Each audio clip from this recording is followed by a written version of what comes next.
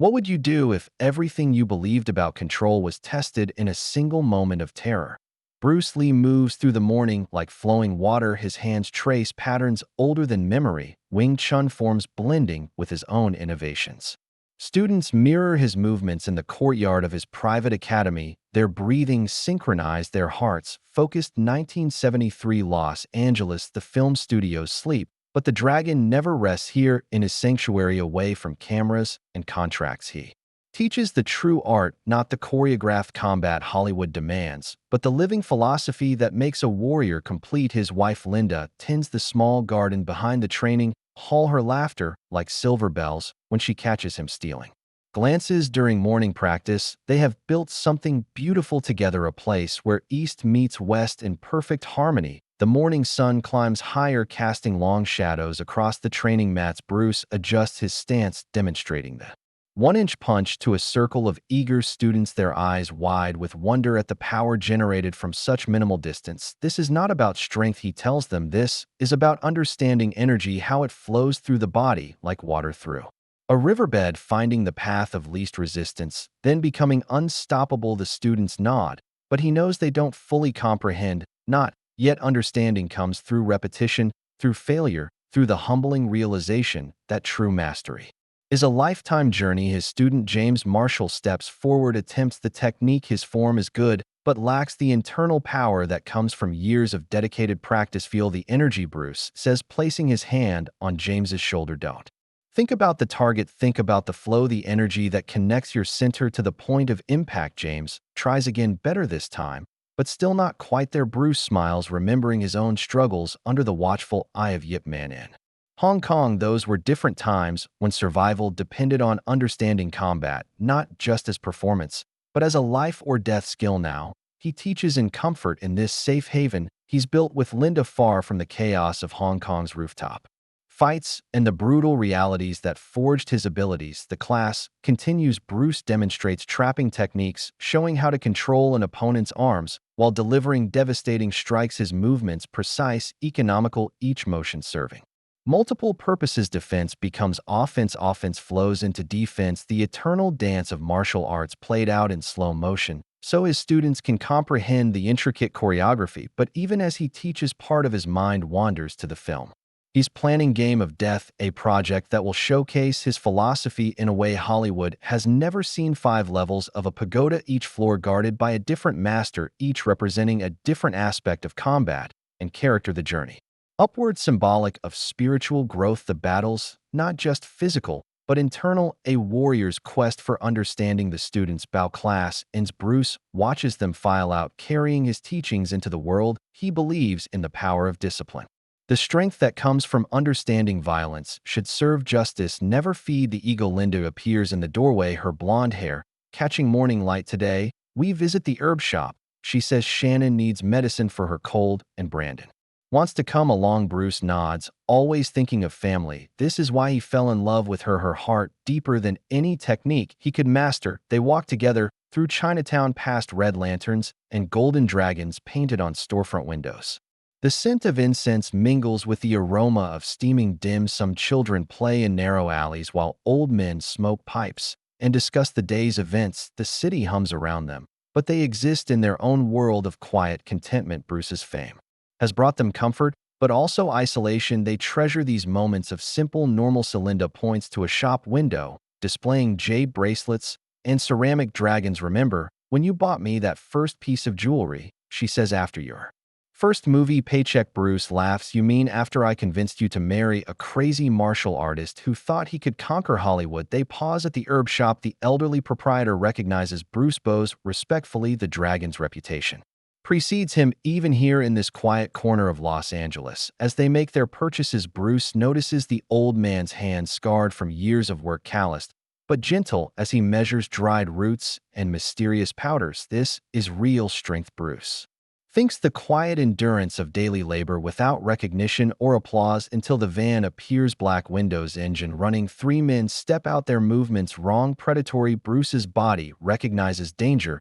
before his mind processes it. Linda's hand tightens on his arm. We should go back, she whispers, but it's too late. The men surround them with practiced efficiency. One grabs Linda, she cries out a sound that cuts through Bruce's soul like a blade through silk. He moves instinctively 20 years of training flowing through his muscles. His first strike connects, sends one man stumbling backward into the van, but there are too many. A cloth covers Linda's face. Chemical sweetness fills the air. She goes limp. They drag her toward the van. Bruce lunges forward. A fist catches his temple. Stars explode across his vision. He hits the pavement hard, tastes blood metallic and sharp. The van door slams shut. Tires screech. Linda disappears into the morning traffic, leaving only the scent of burning rubber and Bruce's world in ruins. He struggles to his feet, his peaceful world shattered like glass. Blood drips from his split lip onto the sidewalk, where jasmine petals scattered in the wind. Not anger, not fear,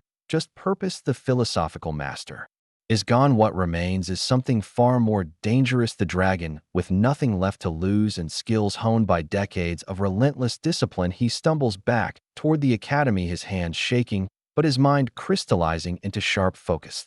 Kidnappers made one mistake. They took the only thing that mattered more to him than his principles. Now, they will learn that some storms begin in perfect stillness, and when they break, nothing stands in their way. Bruce Lee's hands shake as he reaches for the phone. The academy feels hollow, now empty of everything that mattered. His students' voices echo in memory, but Linda's laughter has been stolen, replaced by the sound of screeching tires and the image of her limp body disappearing into darkness. He dials the police, his voice steady despite the chaos churning in his chest. Missing person report. He tells them, my wife Linda Lee taken from Chinatown at 10:15 this morning. The officer's voice crackles through static. We'll need you to come and fill out paperwork. These things take time, sir. Time. Bruce closes his eyes. Linda doesn't have time. He hangs up, walks to his private office, where he keeps his most precious belongings, awards from tournaments, photographs with students, letters from admirers around the world, but none of that matters now. He opens his desk drawer, pulls out a small red notebook, the pages filled with his handwriting techniques. He's developed philosophy. He's refined the evolution of Jeet Kune Do, written in his own blood and sweat. Fighting is not about anger, he had written years ago. It is about becoming water, taking the shape you need to flow around obstacles or crash through them. Another entry from just last month. The enemy believes your restraint is weakness. Let them until the moment you show them the difference between discipline and fear. His phone rings. Unknown number. He answers on the first ring. A voice like broken glass speaks through static. Bruce Lee, the famous dragon, we have something that belongs to you. Bruce grip tightens on the receiver, his knuckles white. Where is she? Safe for now. The voice laughs, but not for long unless you do exactly what we say. What do you want? Your academy, the property deed, the business license, everything signed over to our associates. You have until sunset. Pier 14. Come alone, bring the papers. Why? Bruce asks, though he already knows. Because you represent something we don't like. A chink who thinks he's better than us, teaching white kids to bow to Eastern ways.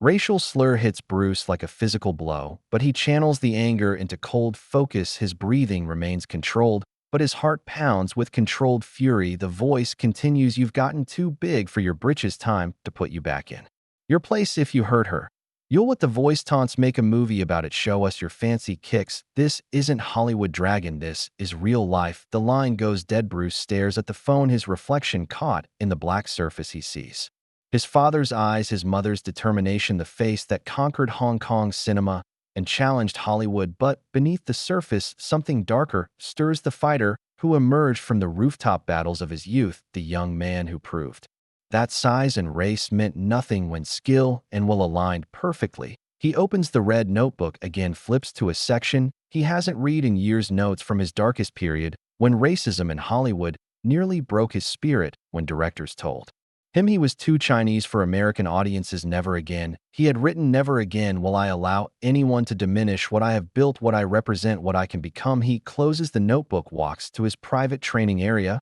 where he keeps equipment not meant for students, heavy bags reinforced with iron chains, makiwara boards that have absorbed 10,000 strikes. His fists connect with the heavy bag. The sound echoes through the empty academy like thunder, each strike carrying the weight of his rage, his fear, his determination. The bag swings wildly, its chains groaning under the impact. Bruce's knuckles split, but he doesn't stop, can't stop, until the fury transforms into something useful.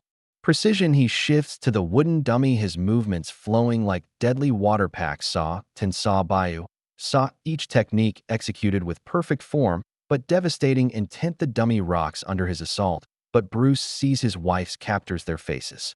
Twisted with ignorance and hate their mistake, thinking his restraint was weakness, he pauses, breathing hard, sweat dripping onto the wooden floor. His reflection stares back from the mirror, the face of a man who has reached his breaking point before.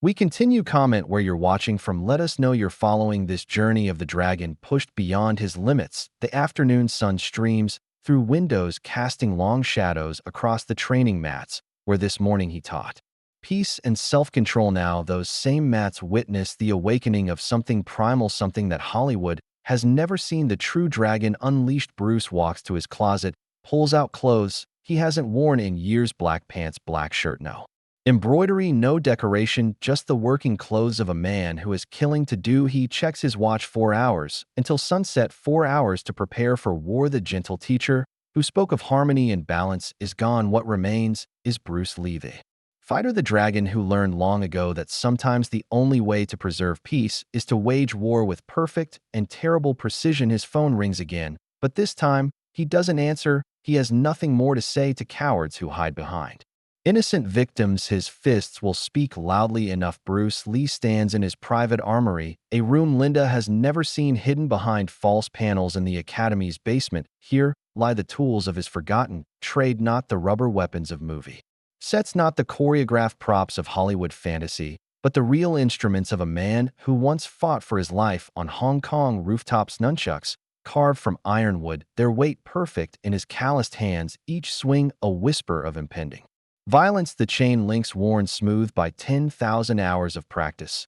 A set of throwing stars forged by a master smith in Kowloon, sharp enough to pierce concrete blocks, balanced for accuracy at 30 feet. But Bruce sets them aside tonight, calls for something more personal, more intimate, the kind of justice that requires looking into eyes as life leaves them. He selects a pair of simple Eskrima sticks, wrought tan, wood, unremarkable except for the way they sing through air when properly wielded. His phone buzzes, text message, unknown number, a photograph of Linda tied to a chair in what appears to be a warehouse. Her eyes are closed, but her chest rises and falls, still breathing, still alive, still his responsibility. Another message follows. Your wife is lovely. Shame if something happened to that face. Tick-tock, dragon. Bruce jaw clenches, the sticks crack under his grip. He forces himself to breathe deeply, channel the rage into something useful. He moves to his meditation corner, where he practices the mental disciplines that separate warriors from mere fighters. Sitting cross-legged, eyes closed, he visualizes the coming battle,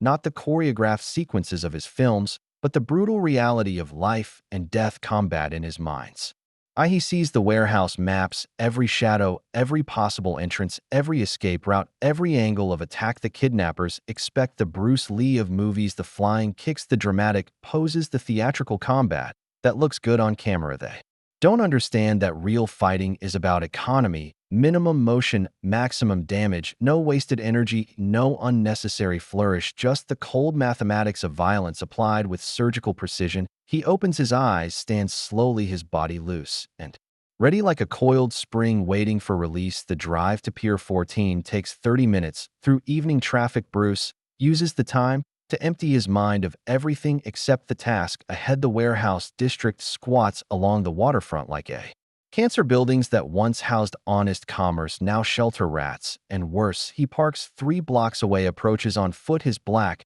clothing blending with shadows, his movements silent as flowing water. The target building rises before him, corrugated steel walls, broken windows, like dead eyes staring at the Bay 2 guards outside, smoking cigarettes, their weapons obvious under cheap jackets. They scan the street, but their eyes slide past Bruce as if he were part of the darkness. He counts at least 6 more inside, based on the shadows moving past windows, the heat signatures visible through infrared gaps in the building's shell. Professional kidnappers, but not professionals at war. The V made the classic mistake of thinking reputation equals reality, that the dragon of cinema is the same creature they're about to face. Bruce circles the building, finding the weak points, the service entrance, where rust has eaten through the lock, the loading dock, where broken concrete creates perfect handholds. He checks his watch, 20 minutes until the deadline, time to begin the lesson. The first guard dies without making a sound, Bruce's hand covering his mouth, As the knife edge of his other hand finds the carotid artery, the man drops like a cut string. The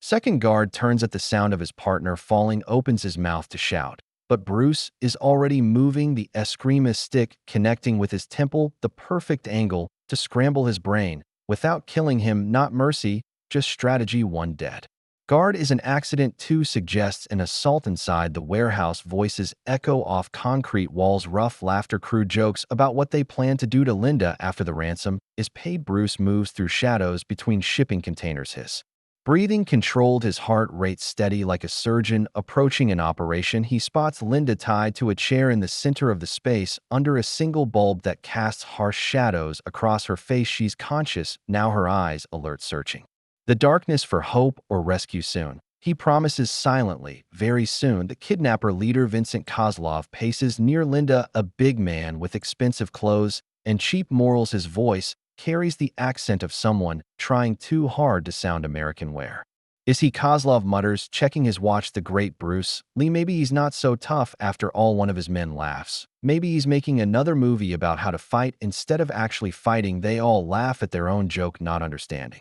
that the dragon is already among them, moving like death itself through their defenses. Bruce emerges from shadow into the light, his hands empty, his face calm, like a man arriving for a business meeting. The laughter stops. Weapons appear, 6 guns pointed at his chest. The odds they expected to face. What they don't expect is the smile that crosses Bruce's face, cold as winter moonlight, sharp as broken glass. You wanted the dragon, he says, his voice carrying across the warehouse like a death sentence. Now you have him. The warehouse falls silent except for the sound of water lapping against pier pylons and the distant hum of traffic on the bridge. 6 guns trained on Bruce Lee's 6 men who think they hold all the cards. 6 fools who don't understand.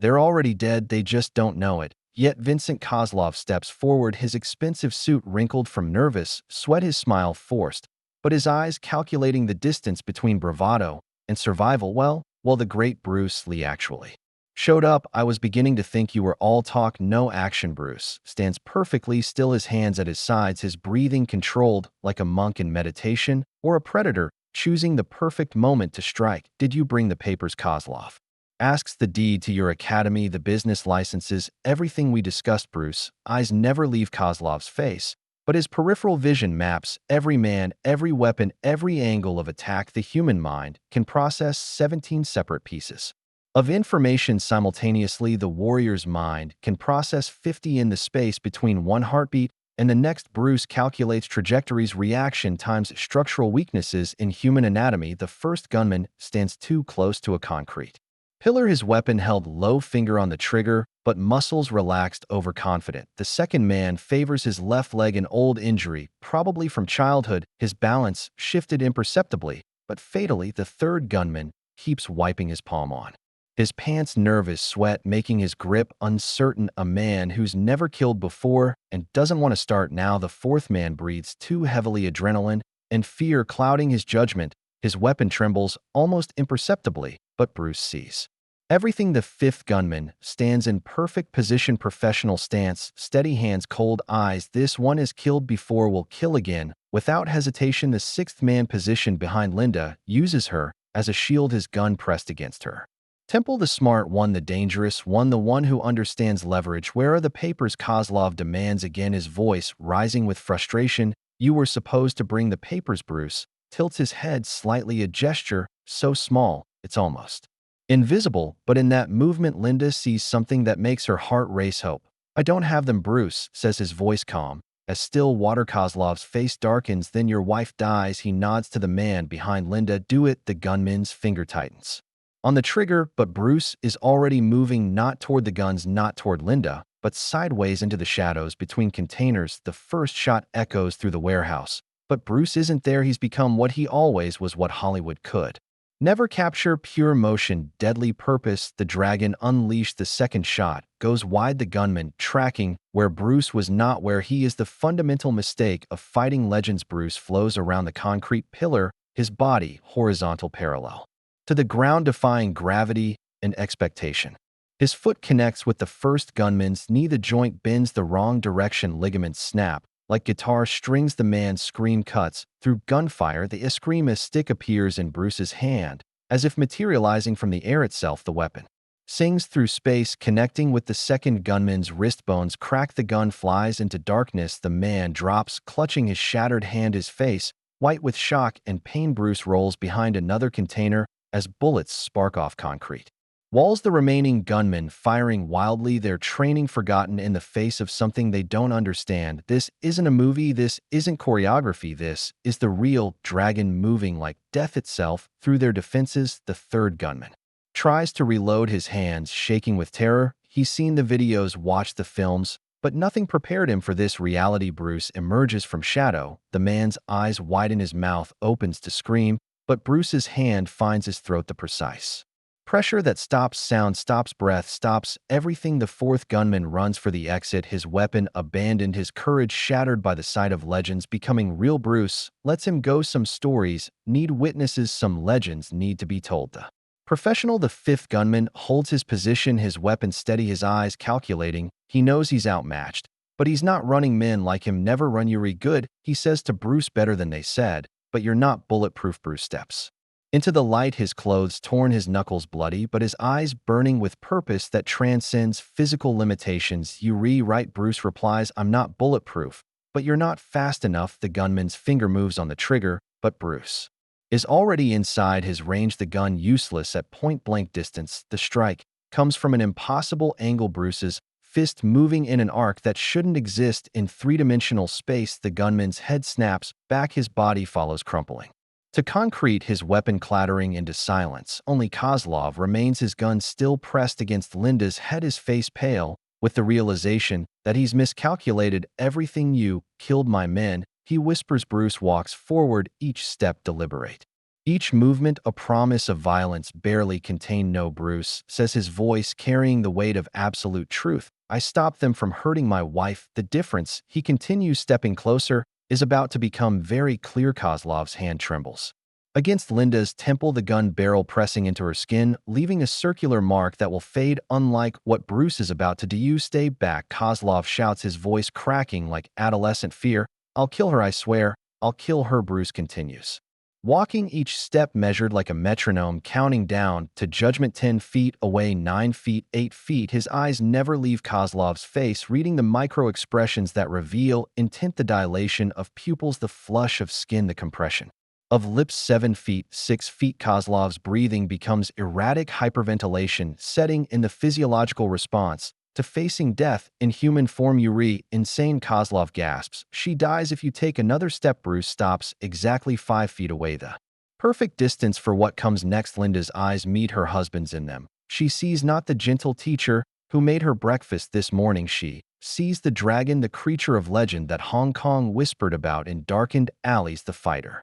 who never lost a real fight, because real fights with Bruce Lee only ended one way. You want to know about insanity? Bruce says, his voice soft as falling snow, but carrying the weight of avalanches. Let me show you. His body shifts imperceptibly, weight transferring from back foot to front foot, the coiling of muscle invisible to untrained eyes. But Linda sees it, feels it in the air itself. Kozlov's finger tightens on the trigger, but human reflexes are measured in tenths of seconds. Bruce Lee moves in hundredths, the 1-inch punch perfected over decades, refined beyond human comprehension, unleashed not at a practice board, but at the pressure point precisely 1 inch below Kozlov's sternum. The strike travels exactly 1 inch, but carries behind it the accumulated force of 30 years of relentless training. Kozlov's body lifts, actually lifts off the ground, his feet leaving concrete as if gravity has been suspended. The gun flies from his hand, describing a perfect arc through warehouse air before clattering harmlessly into shadows. Kozlov hits the ground 10 feet away, his eyes wide with shock and something else, recognition. Seen this before in the movies, but the movies were just shadows on cave walls compared to this reality. Bruce moves to Linda, his hands gentle as morning mist as he unties the rough ropes that bind her wrists. Are you hurt? He asks, his voice returning to the tone she knows and loves. Linda shakes her head, unable to speak, through tears of relief and something that might be funny of Bruce, never of Bruce, but of what she's just witnessed, the transformation of her husband into something beyond human limitation. Kozlov struggles to sit up, his breath coming in short gasps, 3 ribs, cracked diaphragm spasming Internal organs rearranged by the precise application of kinetic energy. You broke me, he whispers, actually broken me. Bruce helps Linda to her feet, supporting her weight as feeling returns to her legs. Then he turns to face Kozlov, his expression calm. As lake water before the storm. I could have killed you, Bruce says. The strike I used, aimed 2 inches higher, would have stopped your heart. Kozlov's face goes white, understanding dawning, like terminal diagnosis. 2 inches lower would have ruptured your spleen, internal bleeding, death in minutes. Bruce kneels beside the broken man, his voice dropping to conversational level, intimate as confession. But I chose the exact spot that would cause maximum pain, minimum permanent damage. He stands brushing dust from his knees because my wife asked me once to never become what my enemies expect me to. Belinda looks at Bruce, seeing for the first time the terrible restraint he exercises every moment of every day, the dragon that sleeps behind his gentle smile. The violence he contains, not from fear, but from choice. Kozlov tries to speak, but his damaged diaphragm betrays him. Only wheezes emerge from his throat. Bruce reaches into his pocket, pulls out his phone, dials 3 numbers. This is Bruce Lee.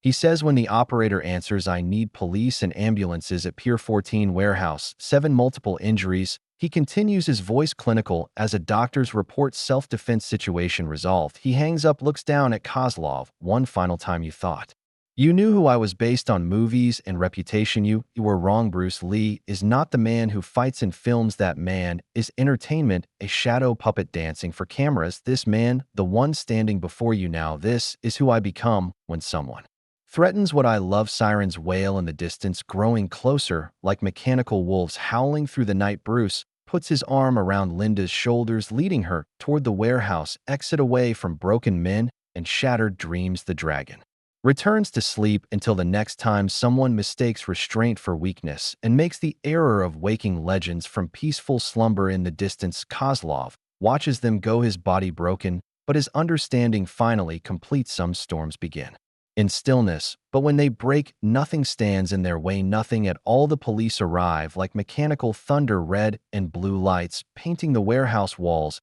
in alternating patterns of law and order. Detective Maria Santos steps from the lead car, her badge catching streetlight as she surveys the scene. 6 men down, 1 couple standing in the aftermath of what appears to be a war. Mr. Lee, she says, approaching with caution, her hand resting on her service weapon, not from suspicion, but from the stories that preceded this moment. The warehouse floor tells its own tale, bullet holes in concrete, weapons scattered like broken promises. Men groaning or unconscious, depending on how Bruce chose to end their part in this story. Detective Santos has been a cop for 15 years, seen gang wars, drug deals gone wrong, domestic violence that turned deadly, but she's never seen surgical precision applied to violence the way a master artist applies brush to canvas. Each injured man bears wounds perfectly calculated, no killing blows, no permanent disabilities, just enough damage to remove them from the equation. The professional gunman, concussion and bruising, will recover fully in 6 weeks. The nervous kidnapper, dislocated shoulder reset by paramedics, will be fine in a month. Kozlov rides on a stretcher, his ribs cracked, but organs intact, breathing painful, but functional. It's like watching a surgeon's work. Detective Santos thinks if surgeons specialized in justice. Mr. Lee, she says again, I need to understand what happened here. Bruce stands with his arm around Linda, his clothes torn, his knuckles bloody, but his voice steady as mountain stone. My wife was kidnapped this morning at 10:15 a.m. from Grand Avenue in Chinatown. The kidnappers demanded the deed to my academy, threatened to kill Linda if I didn't comply. He gestures toward the broken men around them. They made several mistakes. Detective Santos pulls out her notebook, though she suspects this will be the kind of case that doesn't need much investigation. What kind of mistakes, she asks. Bruce looks at Kozlov, who's being loaded into an ambulance, his face gray with pain and defeat. They thought reputation was the same as reality. They thought my restraint was weakness. They thought threatening my family would give them leverage. He pauses, letting that sink in. They were wrong on all counts. One of the paramedics approaches Detective Santos. Ma'am, the injured men are asking to confess. They want a plea bargain before we even book them. Santos raises an eyebrow. All of them, every single one. The paramedic confirms they're terrified of going to trial against this man. Santos looks at Bruce, who stands calmly beside his wife, like a suburban father who's just finished mowing the lawn. Mr. Lee, I have to ask, how did one man defeat six armed kidnappers without killing anyone? Bruce considers the question. His answer, when it comes, carries the weight of absolute honesty. Detective Santos, have you ever seen a surgeon operate? She nods. The surgeon knows exactly where to cut, how deep to go, which tissues to avoid. The difference between healing and harm. Bruce gestures toward the warehouse. This was surgery applied to a problem that threatened my family. Before we continue, comment where you're watching from. Let us know you're following this story of justice delivered with precision. The ambulances pull away, carrying broken men toward hospitals and eventual prison cells. Detective Santos closes her notebook. In 15 years of police work, she's never seen such a clear case of justified force. Mr. Lee, she says, I need you both to come to the station, give statements, fill out paperwork. But I'll tell you right now, no prosecutor in this city will touch this case. She looks around the warehouse at the evidence of surgical violence. Six armed men kidnap a woman, threaten to kill her unless her husband surrenders his livelihood. The husband responds by neutralizing the threat with minimal force. She shakes her head. This isn't a criminal case. This is a textbook example of reasonable force in defense of others. Bruce nods, but his mind is already moving beyond this moment, beyond the questions and paperwork that will follow. Linda squeezes his hand. You could have killed them, she whispers. All of them. Bruce looks at her, his eyes soft with the love that started this entire chain of events. I could have, he agrees, but then I would be what they expected, a killer, a monster. Instead, he continues, looking back at the warehouse, where broken men learn the difference between legend and reality. I chose to be what you need, a protector who knows the difference between justice and revenge. The difference, he adds, as they walk toward the police cars, is measured in inches and pressure points, and the choice between stopping and destroying. Linda understands. For the first time, the terrible burden her husband carries. The dragon he keeps on a leash of his own making, not because he lacks the power to destroy, but because he chooses something harder, control. As they drive away, the warehouse stands empty except for broken concrete and the echo of a lesson delivered with perfect and terrible precision. Some legends are born in restraint, not in the unleashing of power, but in the choice of when and how much to reveal. 3 weeks later, the warehouse district has returned to its usual rhythm, trucks rumbling past, seagulls crying overhead. The pier where justice was served, now just another concrete slab by the bay. But in Chinatown, something has changed. The story spreads like ripples in still water, from shop to shop, tea house to restaurant. How Bruce Lee faced 6 armed men and walked away with his wife unharmed and his enemies broken, but breathing. The herb shop owner where Linda was taken sweeps his front steps every morning now with special care, knowing that legends sometimes walk these narrow streets. At the Golden Phoenix Academy, Bruce teaches his morning class, his movements flowing like water around stone, but his students watch with new eyes. He always known their teacher was skilled. They've seen the movies, read the magazine articles, heard the stories from Hong Kong, but now they understand the difference between performance and reality, between choreography and surgical precision. James Marshall, Bruce's senior student, attempts the 1-inch punch. His form improved, his focus sharper, since witnessing what true mastery looks like. Better, Bruce says, but you're still thinking about the technique instead of feeling the flow of energy. Demonstrates again, his fist traveling exactly 1 inch. The practice board splitting cleanly along its grain power. Without anger, Bruce explains, precision without hatred. This is the way of the warrior who protects rather than destroys. Linda watches from the doorway, her bruises faded. Her smile returned, but something new in her eyes, a deeper understanding of the man she married. She sees the restraint he exercises every moment, the choice he makes to be teacher rather than weapon. After class, they walk together through the academy.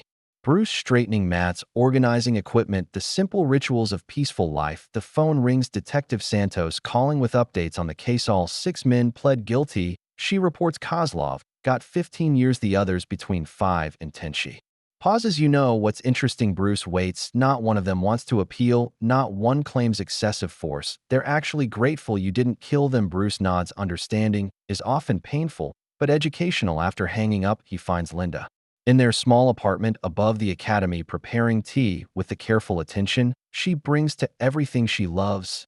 They've been quiet since that night, she says, pouring hot water over jasmine leaves. The steam rises, carrying the scent of peace and simple pleasures. Bruce sits at their small table, his hands wrapping around the warm cup.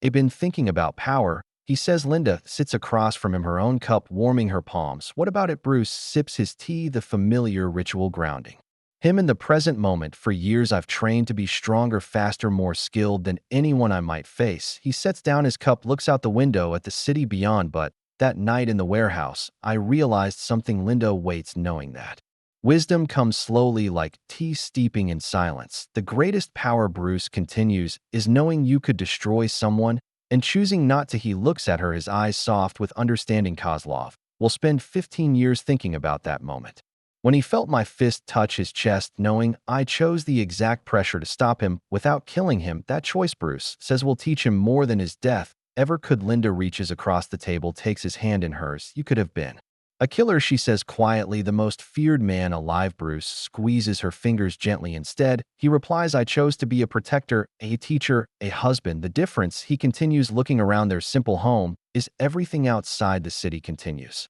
its eternal rhythm, people hurrying to appointments, children playing in playground parks, life proceeding in all its beautiful complexity, none of them knowing that a legend sits in a small apartment drinking tea with his wife, having chosen love over fear, teaching over destruction, restraint over revenge. Bruce stands, walks to his desk, opens a drawer, pulls out his red notebook. He writes carefully in his precise handwriting. Today, I learned that true strength is not in the ability to destroy. True strength is in the choice to protect, to build, to nurture. The warrior's greatest victory is not on the battlefield, it is in coming home to the one you love with your humanity intact. He closes the notebook, returns to Linda, who smiles as he sits beside her. The dragon has found his greatest treasure not in victory over enemies, but in the choice to remain human even when legends are called to rise. Some battles are won not by fighting, but by knowing when to stop, and in that stopping finding peace more powerful than any technique could ever deliver. The tea grows cold,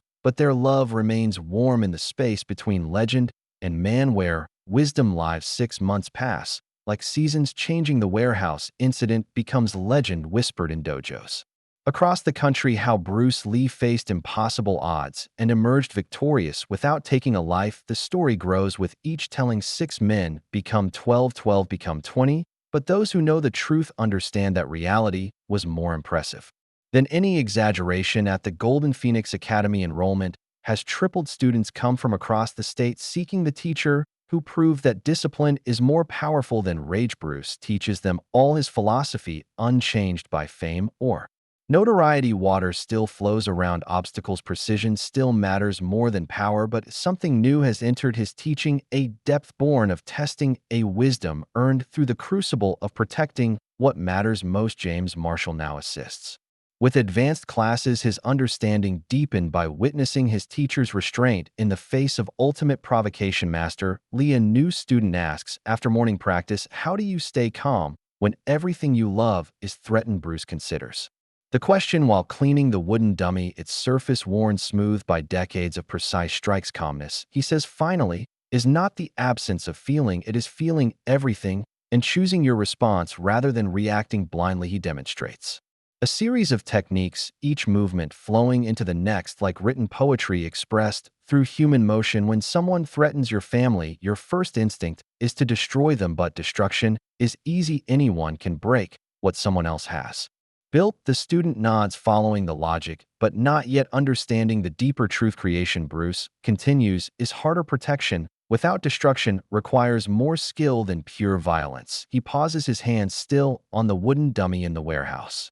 I had 6 targets, 6 men who deserved death for what they did to my wife, but I chose 6 different techniques, 6 precise applications of force that would stop them without destroying them. The student's eyes widen, understanding beginning to dawn like sunrise over mountains. That choice, Bruce says, required more control, more skill, more true power than simply killing them all. Linda appears in the doorway, her presence drawing Bruce's smile like flowers turning towards sunlight. The city council called. She says they want to honor you with a ceremony next month. Bruce shakes his head. I don't need ceremonies, but Linda's smile suggests she knows something he doesn't. It's not just for you, she continues. They're dedicating a new youth center in Chinatown, the Bruce Lee Center for Martial Arts and Philosophy. The center will teach children from low-income families self-defense Discipline, the philosophy of peaceful strength. Bruce stares at her for a moment, speechless, then breaks into the smile that first captured her heart, that he says quietly is worth celebrating. The dedication ceremony takes place on a bright October morning, the same kind of day when Linda was taken, when the dragon was forced to rise. But today is about building, not breaking, about the future, not the past. Mayor Patricia Wong addresses the crowd gathered outside the new center Bruce Lee represents. The best of our city, she says into the microphone, a man who could have chosen violence, but chose wisdom, a man who understands that true strength protects rather than destroys. The crowd applauds, but Bruce's attention focuses on the children in the front row, their faces bright with possibility. These are the ones who matter, the next generation, who will learn that power without wisdom is destruction, that skill without compassion is just elaborate cruelty. Bruce steps forward when called. His speech, brief and from the heart, this center, he tells the crowd, is not about me, it is about the choice every person faces every day, the choice between fear and love, between destruction and protection, between reacting and responding. We teach children martial arts not to make them fighters, but to show them they don't need to fight. When you know you can protect yourself and others, you walk through the world with confidence, not aggression. When you understand your own power, you use it responsibly. The ribbon is cut. Children pour into the new space, their laughter echoing off walls that will witness thousands of hours of training, discipline,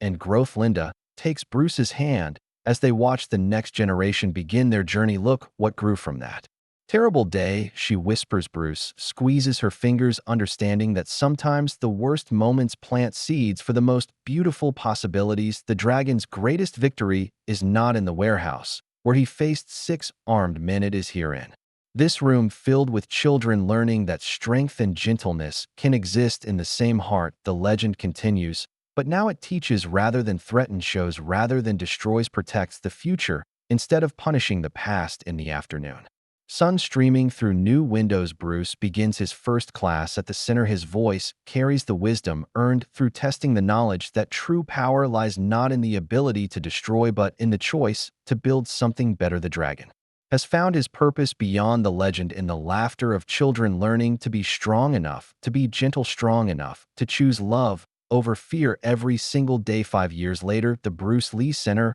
has become the heart of Chinatown's transformation.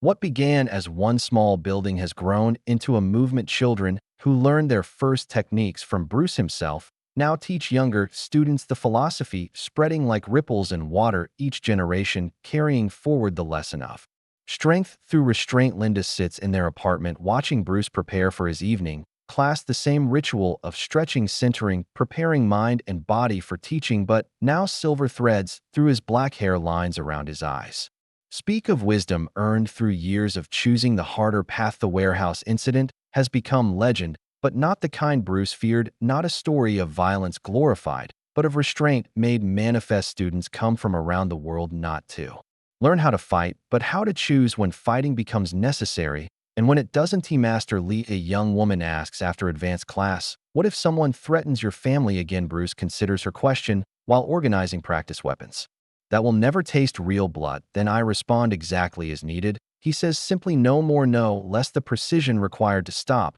without destroying never changes, but something else has changed in the years since that night. The dragon has aged into something deeper than legend. He has become a teacher whose greatest technique is showing others they don't need to use theirs. The phone rings. Detective Santos, now retired, but still a friend. Bruce, she says, I thought you should know Kozlov was released today on parole. Bruce feels Linda's tension from across the room, her body remembering fear from years past, and he asks calmly. Santos chuckles. He's applied to volunteer at a community center in Oakland, teaching kids about the consequences of violence. Bruce sits down heavily, the irony not lost on him. He wants to thank you, Santos continues, says that night in the warehouse saved his life by not taking it. After hanging up, Bruce walks to the window overlooking the narrow streets of Chinatown where his legend was born and transformed. Linda joins him, her hand finding his, the same gesture of comfort and connection that has sustained them through everything. You changed him, she says quietly, without destroying him. Bruce nods, understanding flowing between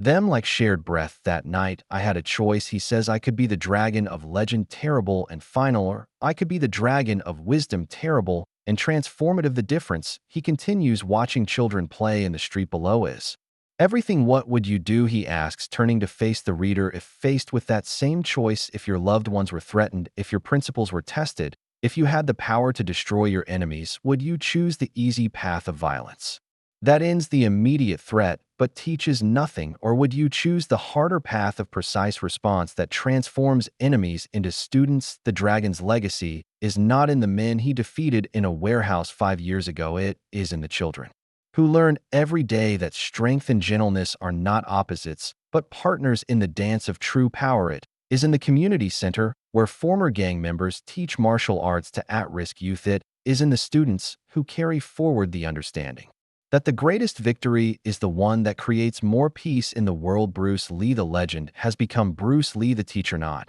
because his power diminished, but because he found something more powerful than any technique: the ability to plant seeds of wisdom in hearts prepared to grow. The warehouse where he faced 6 armed men stands empty, now demolished to make way for a playground, but the lesson remains carved not in stone, but in the hearts of everyone who chooses protection over destruction, love over fear, response over reaction. The dragon sleeps peacefully now, not because the world has no more threats, but because he has taught others to face those threats with wisdom rather than rage, and in that teaching found immortality. Beyond legend, beyond fame, in the simple eternal truth that how we choose to use our power defines not what we destroy, but what we become. If this story moved you, like, share, and subscribe for more tales of wisdom triumphing over violence and legends choosing love over fear.